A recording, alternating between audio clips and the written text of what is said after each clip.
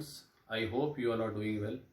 Again, in this section of my video, we will be going through a numeric concept of calculation of field and potential at the center of a cube. So, quickly on to the concept, we need to calculate net potential and net field at the center of this cube. As you all know that a cube has 6 faces and 8 edges or vertex.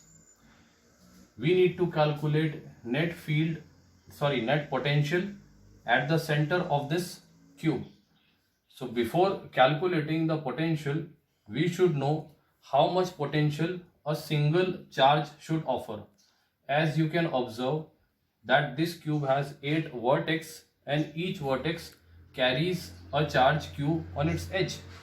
Since we know that the expression for potential due to a single charge is q upon 4 pi epsilon 0 r. Let this is equation number 1. So calculation of r is a bit lengthy process. You should remember what is the distance in calculation of a cube. By geometry, since we know that the length of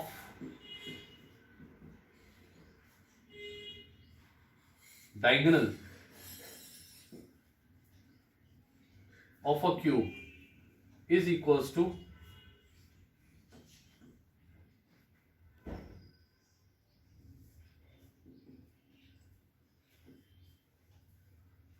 under root 3 times the square of its side. As you can observe that the side of this cube is given b. Substituting the value, we have root 3 times b square or simply b root 3. So this is the length of the diagonal, that is the distance between the two vertex. In order for calculation of distance from center to the vertex, therefore the distance between vertex and center should be equal to half of the length of the diagonal, that is b root 3 by 2. So what is this b root 3 by 2? This is actually the value of r. As you have the expression for potential as q upon 4 pi epsilon 0 into r, into which if the value of charge is given, you can calculate the value of charge over here. 1 upon 4 pi epsilon 0 is also a constant whose value is 9 into 10 raised to power 9. The distance r we have just calculated by a geometrical method. So substituting all these values, you can calculate the potential. But we need to calculate net potential.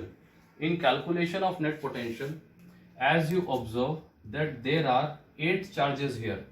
Under that condition, you need to multiply this potential by a factor of 8. So substituting all the values, the value of r is b root 3 by 2. Substituting all the values, this expression can be simplified for the calculation of net potential. Now talking about net field in this will always be 0. The reason is that the two opposite charges, any two opposite charges, a charge placed on the two opposite vertices will cancel the field due to the other charge. Since we are having even number of charges, hence this will result in net 0 field. So this was the basic concept of calculation of potential and field. I hope you have understood this logic well. Thank you.